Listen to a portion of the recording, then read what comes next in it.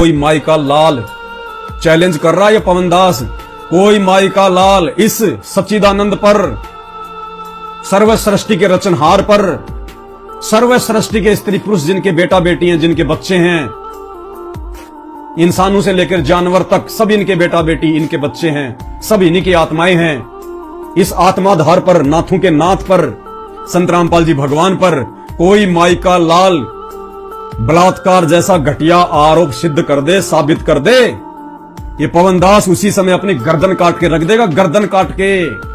अरे ये तो वो सच्चिदानंद है जिसने नकली सच्चिदानंदों की ये शास्त्र दिखा दिखा के पोल खोल दी। एक होता है बलात्कार, एक होता है व्यभिचार। तुम तो बलात्कार का आरोप लगा रहे हो संत रामपाल जी पे। मूर्खों, कौन से नरक में जाओगे? पहले संत को पहचान लो, देखा देखी मत किया करो कमेंट से, बहुत महंगा पड़ेगा। ये आध्यात्मिक जीवन है। हमारे गुरुदेव कहते हैं घास के तिनके की भी निंदा नहीं करनी चाहिए, बिना सोचे समझे, बिना देखे। न जाने कब हवा चले और वो तिनका आंख में गिर जाए, बहुत ज्यादा पीड़ा देता है। तुम तो परम संत की निंदा कर रहे हो बिना सोचे समझे, बिना उनके विचार सुने, बिना उनके सत्संग सुने। किसी भी महापुरुष के विषय में यदि पहले जानना है तो पहले उसका जीवन चरित्र देख लो, उसके विचार सुनो। कहते हैं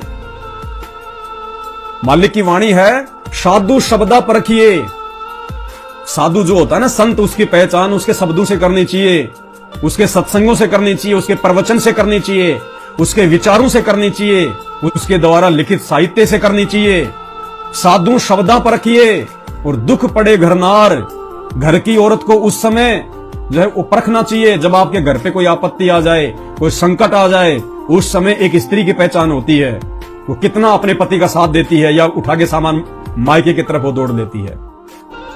तो कहते हैं साधु शब्दा परखिए, दुख पड़े घरनार। और सूरवीर जब जानिए, जब रण बाजे तलवार। योद्धा, सूरवीर, उसकी पहचान युद्ध के क्षेत्र में होती है, जब दोनों आमने सामने जब सेनाएं होती हैं। और जो सूरवीर होता है वो अपना अंग अंग कटवा लेगा, लेकिन मैदान छोड़ के नहीं भागता। और जो मैदान छोड़ के पीठ दिखा के भाग जाए वो सूरवीर नहीं, वो कायर होता है, कायर। तो पहले संत रामपाल जी के विषय में जान लो, पहचान लो इनको, इनके सत्संग सुन लो। हवा में तीर मारना छोड़ दो, बहुत महंगे पड़ेंगे। तुम्हें इस काल भगवान का ये कर्म आधार का नियम नहीं पता अभी तुमने। इस जुबान से निकले एक एक शब्द की कीमत चुकानी पड़ती है।